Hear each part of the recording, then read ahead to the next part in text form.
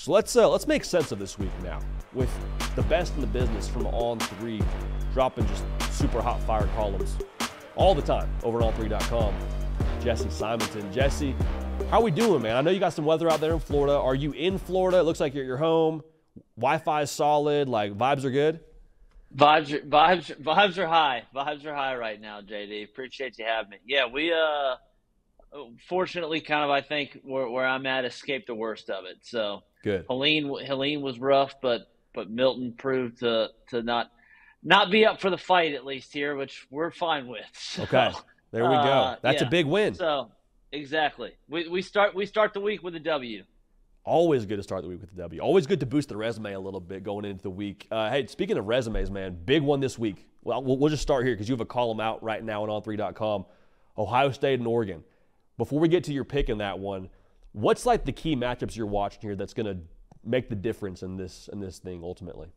Yeah, I mean, this game is it's just ripe with storylines and narrative and stakes and, like you said, matchups. I think if you getting into like the real granular level of this game, what are we going to see from Ohio State's offense? And I don't say that in terms of like a pejorative. Obviously, Travion Henderson and Quinshon Judkins and Jeremiah Smith. I mean, they've been lighting up the scoreboard each week, but they've been kind of like, playing with teams a little bit. It's almost been 2022 Georgia, where they kind of, poke and prod and feel you out a little bit, and then in the second half they just swallow you whole. I mean, they've outscored opponents 63-0 the last 3 games after halftime. But Chip Kelly hasn't really shown anything, from that playbook. And so Will Howard, is his legs going to be involved in the run game? What do they do with Travion and Quinshon maybe together? Do they have some sort of special package for Jeremiah Smith? Is this the game, JD, where they suddenly bust out a Caleb Downs play? Whoa. They teased that in the offseason. Oh, they're going to, that they're going to maybe play him a little bit on offense. Do we finally see it? So from Ohio State's perspective, it's what have we not seen? What has Chip Kelly been withholding? Has it been some of the 3-by-1 formation stuff that seemed to give Dan Lanning's defense some problems a year ago when Kalen DeBoer was doing that? We just saw it 2 weeks ago, right? I mean, Kirby Smart's sitting there at halftime being like, we didn't see any of that stuff on tape. Now the problem is Alabama ran out of stuff. They didn't have a counterpunch. I do think Ohio State, if Oregon figures them out, has a counterpunch. But what have we not seen? So that's I think number one for me. For Oregon, I think that there's a lot of different things. You can talk about the trenches. How good is their offensive line? Can the defensive line, stand up against the run? That's been kind of an area. Ashton Jeanty rushed for almost 2 bills on them there. They do get a lot of sacks. So Jordan Birch, Derek Harmon's a guy they paid a lot for out of the portal from Michigan State. That's going to be important. But this is a quarterback-driven sport, quarterback-driven, conversation. Is Dillon Gabriel up for the moment, JD? I got to see it. He did it against Texas last year. He was phenomenal in that game and was kind of the reason Oklahoma was able to rally and beat the Longhorns. But otherwise, he has not really been a big game killer. He has, I think it's like 2-9. I had it in my column. I think he's like 2-9 against top 25 teams in his career. Quarterback stats are certainly not the end-all be-all, or wins, are not the end-all be-all. But his numbers have really suffered in those games too. I mean, a lot of those games he's averaging 6-7 yards per attempt. He's going to have to shoulder a bigger load in this game if they're going to be able to beat, what probably is the number 1 defense in the country. And I have 2 concerns about Dillon Gabriel when it comes to the Ohio State defense. One, I think Jim Knowles, just like you said, Chip Kelly's kind of been sitting on a few things. I'm watching Ohio State against Iowa, and I see very little stunts. I see a couple of like second and third level pressures, but for the most part, like it's vanilla, like your favorite flavor at Ben & Jerry's. Like it is just straightforward. Our players are better than your players. We're going to beat you. So that's my first concern. Second concern, with how much Oregon tries to get the football on the perimeter and tries to get it out of Dillon Gabriel's hands, they have not seen, nor will ever see, a defense that is as fast and swarms to the football like that NFL secondary that Ohio State has. What's your concern level, or maybe your feel on what Jim Knowles may be cooking up for our guy DG? You know what? I kind of wonder if he just leans into the vanilla bean, and says, "Hey, man, this is pretty tasty." Because one area that Oregon has really struggled in this season, particularly JD, compared to the last couple of years of this Ducks offense, is that Dylan Gabriel, unlike Bo Nix, is not hitting explosive plays. They're not gaining these chunk yards down, with a very high success rate, and so if you start blitzing or sending in more exotic pressures from Ohio State's perspective, are you kind of opening yourself up potentially, to getting got a little bit? Evan Stewart, 5-star from Texas A&M, really hadn't done anything for Oregon this season outside of a big game against Boise State. He has less than 20 or 25 yards in every other game this season. If you start putting him in one-on-one matchups, maybe he gets hot. Tez Johnson breaks, a tackle, and suddenly you've given up a couple fireworks plays. Whereas, hey, again, that vanilla stuff's working. I mean, they are just squeezing the life out of teams, and that's because you got 4 down defensive linemen that all turned down, day 2 NFL contracts, and now they're coming back, and they lead the nation in pressure rate. They lead the nation in defensive run success rate. So with the secondary, like you mentioned, behind him, Hancock and those guys, Caleb Downs, I wonder if he just kind of continues to kind of maybe has some tricks in his bag, but doesn't really show a whole lot early because you don't want to let, maybe expose yourself to Oregon hitting a big play, Autzen going crazy, and suddenly, it's a more difficult task, uphill battle a little bit. It's bizarre because I feel like Ohio State could kind of be in some ways a more modern version of what Michigan was last year, in the sense that, like, hey, we're just going to lean on you for 3.5 quarters, and at some point, like, you're going to break. Like, at some point, Quinshon Judkins gets loose. At some point, Travion Henderson pops a 50-plus yarder. Oh, by the way, Will Howard just kind of sprinkle him in this game. It's going to be a fun one, man. I'm excited to see it. Let's pivot here to they're like Michigan with like a grenade launcher. Yeah, it's like because Michigan didn't have Jeremiah Smith and Emeka Egbuka. No, they got the flamethrower on them. Exactly. I mean, these guys can you just throw a 5-yard slant and they're going 50 to the house, or Will Howard can just throw it like somewhere in the picture, and Smith is just like a one-handed, I got you. And I feel like, I'm glad you said that, because I feel like the problem, and I was so high on Oregon all year long. You and I talked about it. I was on the front line of the Quack Attack. To win man. it. I was all in, man. But then the more I look at it, and also honestly seeing them rev the engine a little bit against Iowa, I was like, oh, they haven't even done the Thanos snap just yet. Like, they're just collecting Infinity Stones. They got a lot more saved up. And seeing them be able to push the ball vertical, and I think Will Howard will have enough there. I don't know how you do both if you're Oregon. I don't know how you have enough in the box to stop those running backs, and then also have enough to play the proper amount of coverage with a 1,000-yard receiver in Emeka Egbuka and a full-on Avenger in Jeremiah Smith. Yeah, and this is a game too where I think concerning for Oregon is that because it is in Autzen, they're going to have some natural advantages that if these two teams face off again, whether it's in the Big Ten or in the playoff, that aren't going to exist. And so it's almost like you better take advantage of this opportunity, because if you don't, it's only going to get more difficult. Yeah, without question. Without question. I think that's the other part of it too, and I don't want to beat a dead horse here, but like, do you save some more for potentially round 2 in the Big Ten title game, or do you just empty the clip and say, hey, this is also going to be a data point for the selection committee when it comes time to seed us up here if we end up making the Big Ten title game, or if we miss the Big Ten title game with tiebreakers with Penn State? Like, how much do you keep off to the side here and hope that you have something extra for that eventual next meeting, which I think we're all assuming will happen? I don't think Oregon has that luxury, but that's why Ohio State's favored, because the Buckeyes probably do. Yeah. The Buckeyes, Chip Kelly can maybe say, oh, the Will Howard run games, we don't really need that today. Apparently, we'll just save that. We'll just save that for next time. Just go ahead and put it in the back pocket and take it home to Columbus with you. Hey, another good one here. LSU Ole Miss. This is going to be. This has a playoff vibe to it, and I think based on what both these teams have after this game, that probably adds some validity to that idea.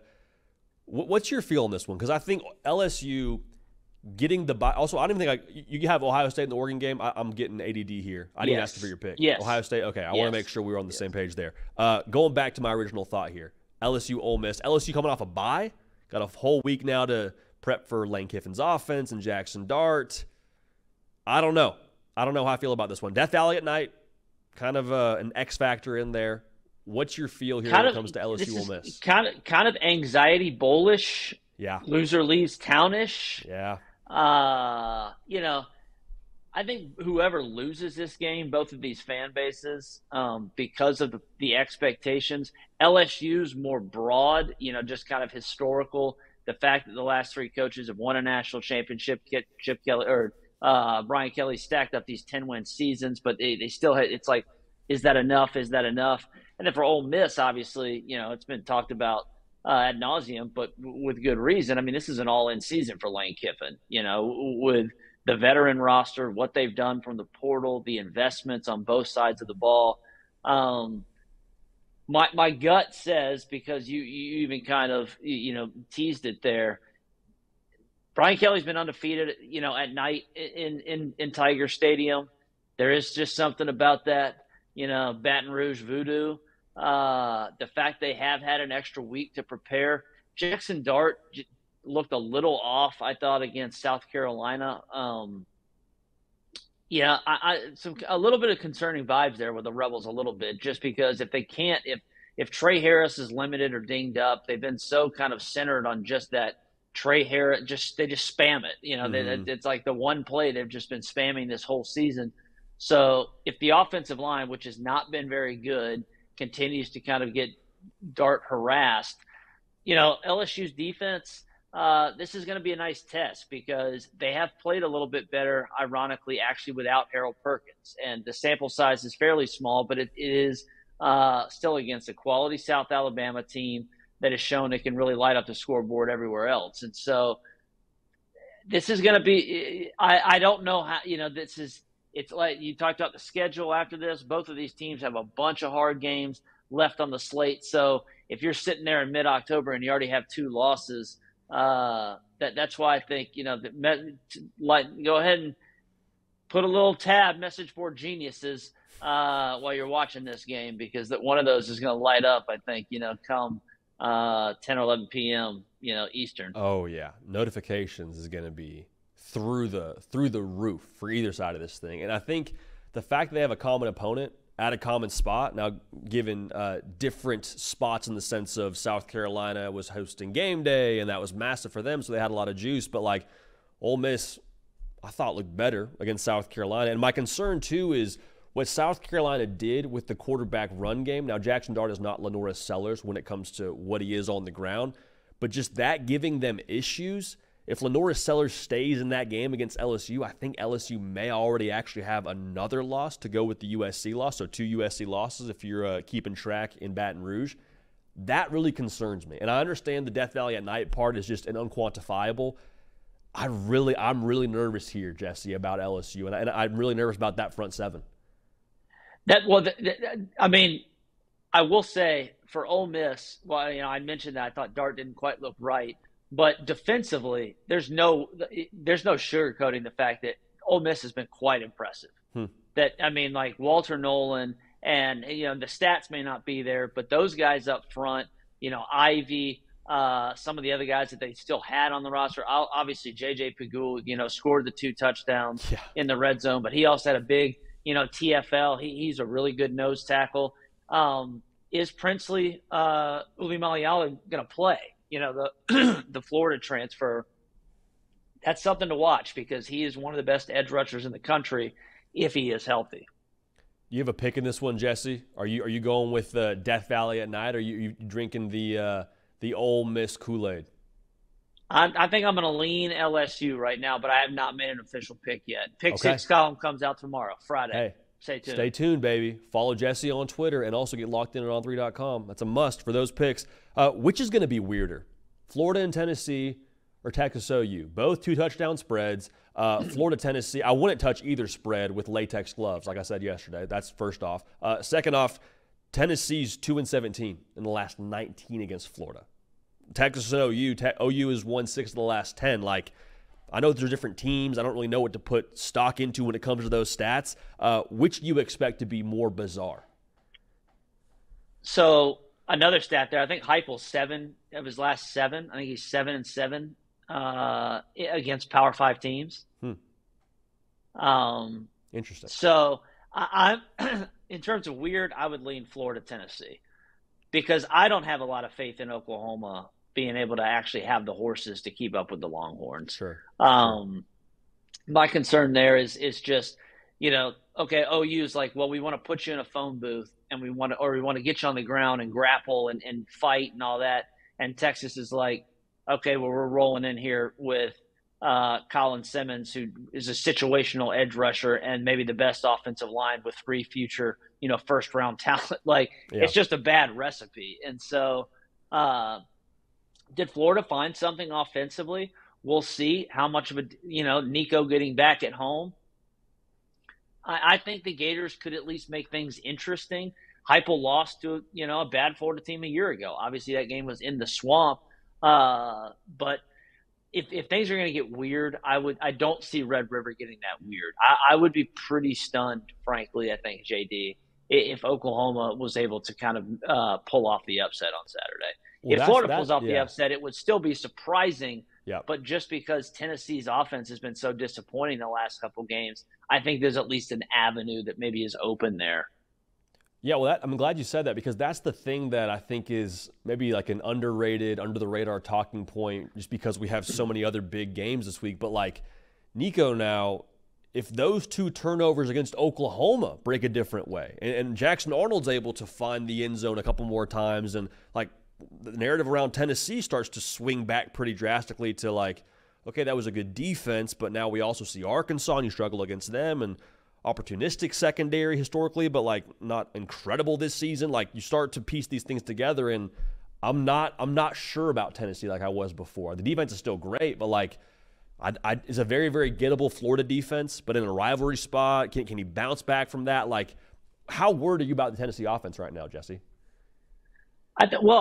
Is it a road thing, or is it, a Nico just looks like a freshman thing? Yeah. And right now, I think it's more of the Nico just looks like a freshman. I mean, the processing doesn't seem to be quite there. It also seems clear to me too, JD, that Heupel, has some concerns about his quarterback, which is why he went conservative against Oklahoma.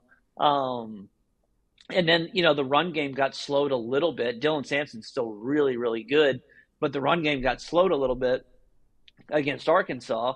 And so more was on Nico's shoulders, and he just wasn't able to kind of operate that go-go offense.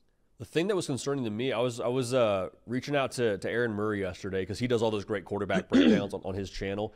I was like, hey, is it a Nico thing? Is it a Arkansas and Oklahoma thing? Is it a scheme? What are you looking at here? Because he does the all 22 kind of cut-ups. And he's like, hey, from what I'm seeing, Oklahoma and Arkansas, we're not worried about the Tennessee receiving core. And that to me was a bit of a mind bender, because I'm like, wait a second, we were talking all offseason about how that was supposed to be the difference in addition to Nico Iamaleava was you have a Dante Thornton who's turned the corner, you have a Chris Brazzell who transferred in from Tulane, you have a Squirrel White, Brew McCoy back healthy, all these weapons that are really supposed to put defenses on their heels to be able to maximize the vertical passing game. So I'm curious if we get some more answers here. I'm curious to see if Florida plays them that way. I mentioned that in my when I had a thing on Tennessee's offense earlier this week at On3, and I mentioned the receiver thing as well. Braswell's been a complete non-factor. But, Mike Matthews, the 5-star signee, he hasn't really cracked the rotation yet. Thornton is kind of a one-trick pony. He's just a go guy. The route tree there is pretty limited.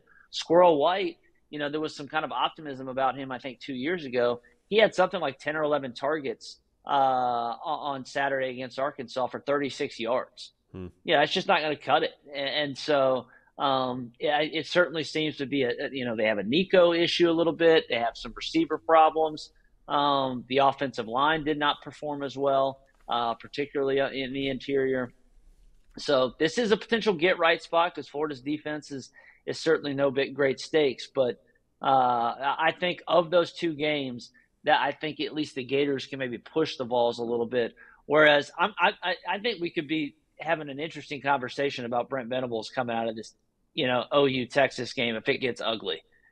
Because, and I'm not saying it's too soon or hot seat or anything like that, but just where the program's maybe trending, if they get bludgeoned in this game with a veteran team. I mean, you're talking about Billy Bowman and Danny Stutzman and all these guys. They're not going to be here next year. Yeah. You're going to have whatever young quarterback, whether is it Jackson Arnold? I don't know. Or is he redshirting because he's going to ultimately transfer? Is it going to be Hawkins, who's a freshman? But Deion Burks isn't going to be here next year. This is going to be a very different looking team. And so if you get housed by your biggest rival, and then Texas looks like a rocket ship. And then it's like, man, you look like a wagon with no wheels.